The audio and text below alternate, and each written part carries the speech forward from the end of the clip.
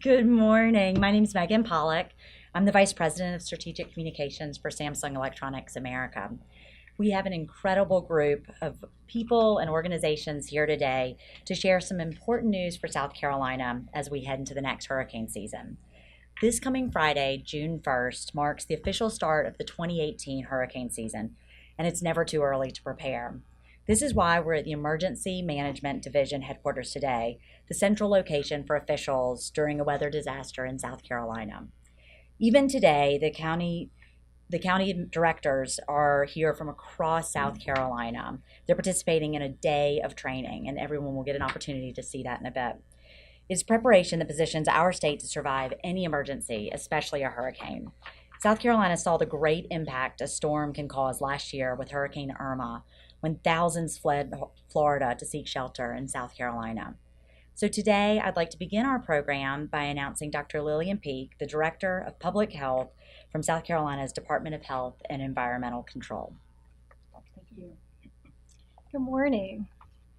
The South Carolina Department of Health and Environmental Control works year-round with many partners to prepare for public health emergencies, and that includes large-scale power outages. We assist the South Carolina Department of Social Services in planning for and operating special medical needs shelters. We set up these special shelters in facilities that have backup generators so that people who need access to electricity during an emergency will have it. The shelters are for people who typically live at home, but they can take care of themselves with some help from some family members, and they need electricity during an event. So people come to the shelters with their caregiver, and an example is somebody who lives at home, uses an oxygen concentrator, and then to help with their breathing, and then they have a medicine that needs to be refrigerated. So we are so excited that now through this partnership between Harvest Hope and Samsung that we'll be able to provide pre-staged meals in these shelters. We're thankful for this public-private partnership that supports South Carolinians during disasters. So thank you. Wonderful. Thank you, Dr. Peak. It's now my pleasure to introduce the board chairman of Harvest Hope Food Bank, Davis Bourne. Thank you. Good morning. Good morning.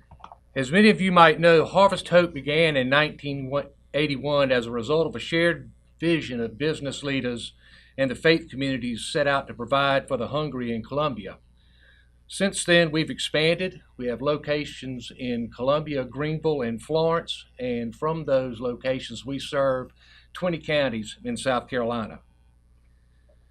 When a disaster hits, Harvest Hope becomes the coordinating food bank for the state, and we work with Low Country Food Bank in Charleston and Second Harvest in Augusta, but we coordinate all of those efforts of the food banks in the state. For example, when Hurricane Irma threatened the South Carolina coast last year, our Columbia location went into disaster preparedness mode and with the South Carolina State Guard and other volunteers, packed over 44,000 disaster meals and 1,200 personal hygiene kits. Now Harvest Hope is prepared to do more to help, and we can do so because of the wonderful generosity of our great partner, Samsung. As you just heard from DHEC, South Carolina needed an organization to step up and provide meals for people seeking shelter who have special medical needs. Life in general is hard for this segment of our population, and we at Harvest Hope wanted to help by providing meals to these special shelters. But we just didn't have the money to get started, and that's where Samsung came in. We are so grateful for their commitment to help the people in our state and help meet the need, their commitment to help the people in need and for their presence in South Carolina. Last year, Samsung partnered with us to provide pack-to-feed boxes for veterans. Each box included 21 meals, enough to feed a veteran for 1 week. So today's the second time that Samsung's new South Carolina facility has generously donated to Harvest Hope, and we are blessed and thankful for their presence in the state and for their support. Thank you. Thank you, Davis. it is truly with thanks that we love partnering with folks like Harvest Hope. But let me, before we wrap up our announcement, it's my honor to introduce my colleague, June So, who is the head of Samsung Home Appliance Manufacturing Facility based right here in Newberry County, South Carolina. June oversees the facility, the production of our state-of-the-art home appliances, and manages the over 600 new employees that we've hired. June? Thank you. Good morning. Megan is absolutely right. South Carolina holds a very special place in the heart of Samsung. It is here in the Palmetto State we opened our first U.S.-based appliance manufacturing facility. That ribbon cutting was just 5 months ago, but this year Samsung will celebrate 40 years of investing in American jobs and innovation. From the humble beginnings in 1978, we have grown to over 20,000 members of the Samsung US family, located in 46 states, and invested billions of dollars in cutting-edge manufacturing facilities and research and development. We applaud Harvest Hope Food Bank for their dedication to serving the South Carolina community and those who need it most. We agree that people in need should be a priority for all of us. That is why we are gladly providing this donation to Harvest Hope to begin preparing meals for people with special medical needs.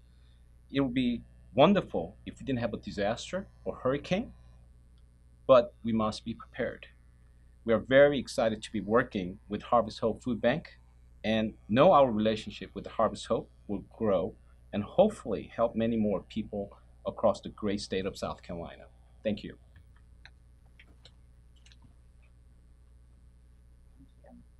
Thank you, June. This is very exciting.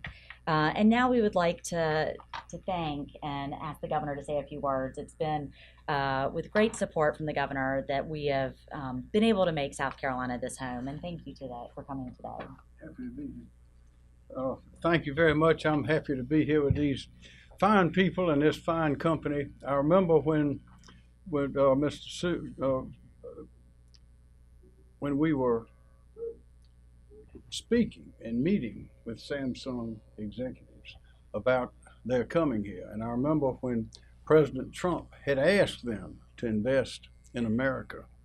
And I remember our meeting at the mansion.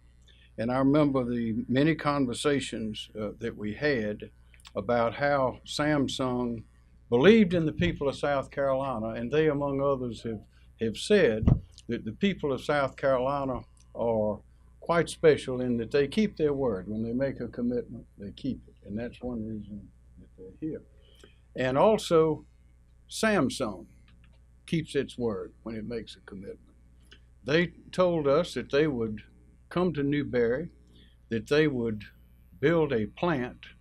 Actually, they bought the old Caterpillar plant and redid it in record time and have already started producing state-of-the-art washing machines, high-tech, in record time, and immediately formed research and development collaborations for innovation with both University of South Carolina and Clemson.